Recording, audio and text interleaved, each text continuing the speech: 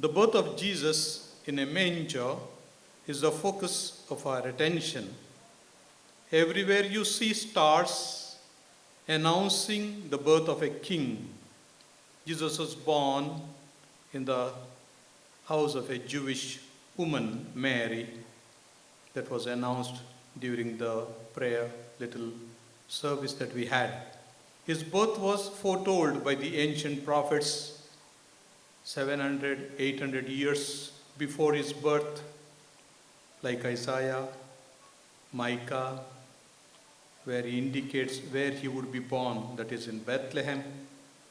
There was great expectation in Israel as they were under the Roman oppression, exploitation, violence, where Roman soldiers and governors would just crucify the people on the wayside, naked, having no strip of clothing over them, just to threaten the people, and they would extract immense amount of taxes. Corruption and violence was rampant. Even the historians like Tacitus and Suetonius, the Roman historians were of the time, speculated that the time was ripe for the arrival of the ruler of the world. And that time there appeared a special star bringing the message of hope. We see these stars, and that was foretold many, many years ago that a star would appear. The wise men, they were philosophers or astronomers, men of science from the east, came searching for the newborn king by looking at the star, which was very special. They say perhaps it was between 6 and 7 BC or even a little later. They couldn't exactly calculate what it could be. However, they traveled in the direction of the star. They were wise men who were truly seeking the truth, and they were men of science as they studied the movement of the stars. They moved towards the kingdom of Judah in Israel, and then they came to the palace of King Herod seeking the child born there, but they did not find him. Instead, they asked the scripture scholars, and the scholars told them that the king would be born in the city of David, Bethlehem. And finally, they direct their steps towards Bethlehem, only to find the little babe wrapped in swaddling clothes, laid on a manger, the place where the animals eat their food. God has become small as a fragile child. But the angel had announced that he would be called the Son of the Most High. He has become a beautiful babe, and this baby brings the learned men and women together. Even today, all of us, men of science, philosophers, thinkers, people who are in the administration, we are like those three or more. We do not know the exact number, though we say three wise men. And like those men, we are also here to learn from Jesus the art of loving and the art of self-giving, giving to the extent that it totally gives oneself, totally. Self-donation, it is said. Contemplating the life of Jesus, Swami Vivekananda once said, "Had I lived in Palestine in the days of Jesus of Nazareth, I would have washed his feet, not with the tears, but with my heart's blood." Such was his love for Jesus. And it is said he founded the Ramakrishna mission on the eve of Christmas. Even now, the members of the Ramakrishna mission celebrate Christmas, sing the carols, and celebrate the birth of Jesus. There's a little write-up whose author is unknown, but this little piece narrates about Jesus. One solitary life, that's the title. I just read, quote, "One solitary life. He was born in an obscure village, the child of a peasant woman. He grew up in another obscure village. where he worked in a carpenter's shop until he was 30. He never wrote a book. He never held an office. He never went to college. He never visited a big city. He never traveled more than 200 miles from the place where he was born. He did none of the things usually associated with greatness. He had no credentials but himself. He was only 33 and his friends ran away. One of them denied him. He was turned over to his enemies and went through the mockery of a trial. He was nailed to a cross between two thieves. While dying, his executioners gambled for his clothing, the only property he had on earth. When he was dead, he was laid in a borrowed grave through the pity of a friend. Now, 19 centuries, 20 centuries have passed. They have come and gone, and today Jesus is the central figure of the human race and the leader of mankind's progress.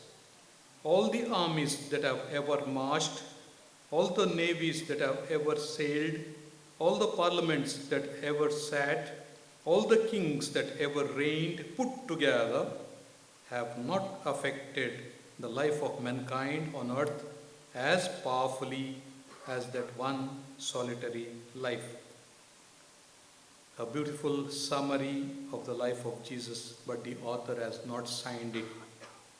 Even today, if you ask in the world, which is the first book that was printed after the printing press was discovered by Gutenberg, and it was the Bible. Once I went to Mainz to see that a copy of that Bible, huge Bible, is the first book. He printed 10 books, it is said, and one copy was kept there in Germany.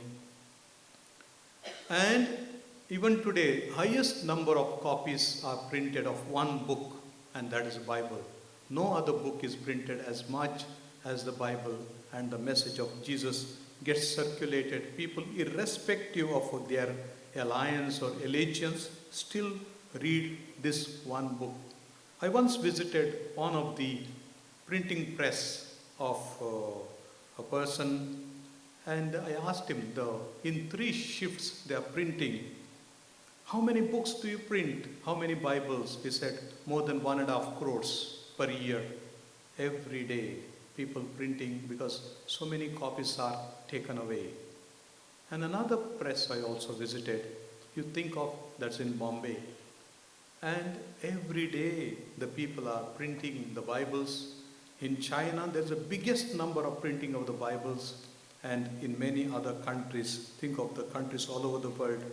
So, to show that there is one solitary life that is affecting the life of humankind, whether one is a Christian by baptism or not, still one wants to listen to Jesus, contemplate him, meditate on him, and borrow or imbibe his message. May that Lord Jesus, who has brought us together, who is called as the creator of the world, the creator of everything that exists, the Word of God, through whom everything is created, is born not as an angel, not as a subhuman animal, not as any other organism, micro or macro organism, but as a human being.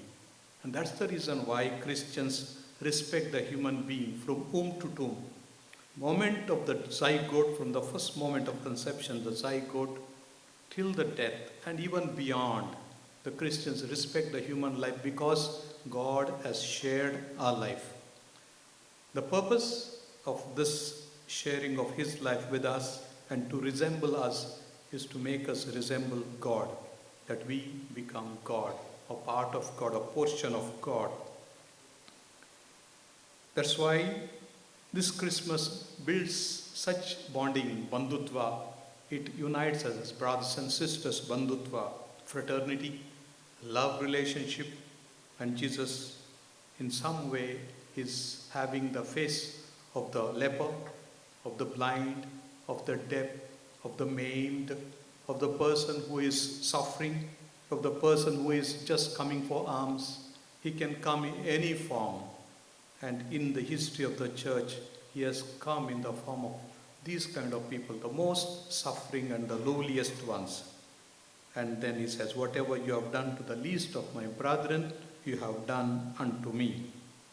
That is the message of Christmas, to learn from Jesus, to be meek and humble, to be kind and gentle, to work, walk, and to respect one another with simplicity, compassion, humility, and become someone similar to him. And that God will be pleased with us when we love one another. And that's his message. Love one another as I have loved you. Placing himself right in front of us, that is the way to love. That is to give one's life to save the friends and the enemies alike. And then we will have peace. Happy Christmas to you. Thank you once again for the director and all the hospital staff that has helped us for this premises, for this little gathering. We used to have this function at the bishop's house. Father Richard asked me, shall we not have a change? And I said yes. And this has become a wonderful occasion where we could meet one another, sit with one another, experience that fraternal love. May Christ bless us all. Happy Christmas, and may God bless you. Thank you once again.